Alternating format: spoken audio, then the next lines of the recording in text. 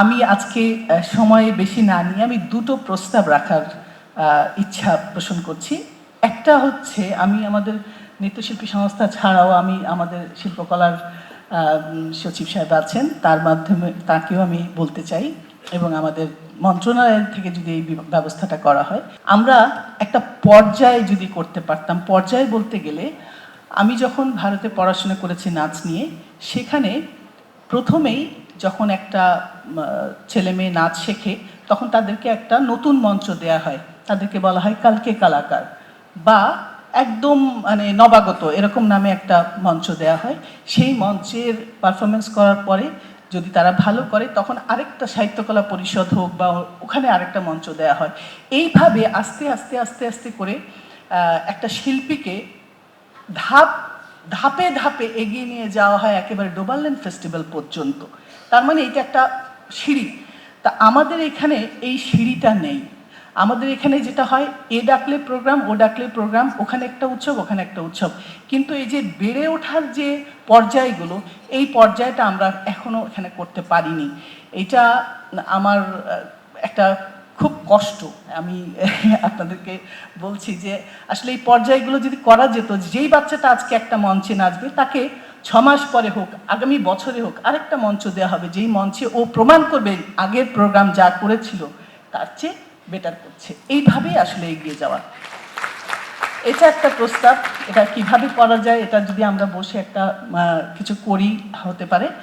আরেকটা হচ্ছে, আমাদের নৃত্যকলা সর্বোচ্চ বিদ্যাপীঠ ঢাকা ইউনিভার্সিটিতে চলছে, সেখানে নৃত্যকলা বিভাগ খোলা হয়েছে। শান্ত মরিয়ম ইউনিভার্সিটি এবং এর বাইরে রবীন্দ্র সৃজন কলা কেন্দ্র, সেখানেও নৃত্যকলা বিভাগ হয়েছে। ফলে আমাদের অনেক নৃত্যশিল্পী এবং নৃত্যে যারা পড়াশোনা করে এসেছে, তারা কাজ করার সুযোগ পাচ্ছে। তার মানে এটাকে প্রফেশনের জায়গা থেকে নিতে পারছে নাচটাকে। আমার যেটা বক্তব্য সেটা হচ্ছে, আমাদের পাঠ্যসূচির অন্তর্ভুক্ত হয়েছে নৃত্যকলা, আমাদের প্রাথমিক পর্যায়ে এসছে, এবং মাধ্যমিক পর্যায়েও এটার বই লেখার কাজ শেষ হয়েছে। বই বলতে গেলে টিজি লেখার কাজ চলছে, সম্পূর্ণ শেষ হয়নি। কিন্তু এই যে নাচের পড়াশোনাটা করানো হচ্ছে বা নাচটা শেখানো হচ্ছে, সেটা স্কুলগুলোতে প্যারেড পিটি টিচার বা হচ্ছে আরবির টিচার বা অন্যান্য শিক্ষক দিয়ে এই নাচটা করানো হচ্ছে। তো সারা বাংলাদেশে আমাদের এত নৃত্যশিল্পী বেরোচ্ছে, তারা যদি এই মানে লক্ষ লক্ষ স্কুলগুলোতে যদি নাচের শিক্ষক নিয়োগ হতো, তাহলে আমাদের নৃত্যশিল্পীরা নাচ শেখানোর মাধ্যমে তারা কিন্তু নিজেদেরকে টিকিয়ে রাখতে পারত এবং প্রফেশনাল জায়গা থেকে একটা অবস্থান পেত, এবং সেই সাথে সত্যিকার অর্থে নাচ শেখানোর জন্য তো নাচের শিক্ষকই দরকার।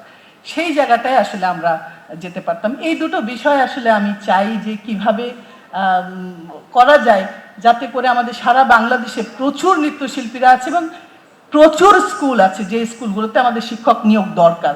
সেই জায়গাতে নাচের শিক্ষকই হোক, সেটাই আমি চাই।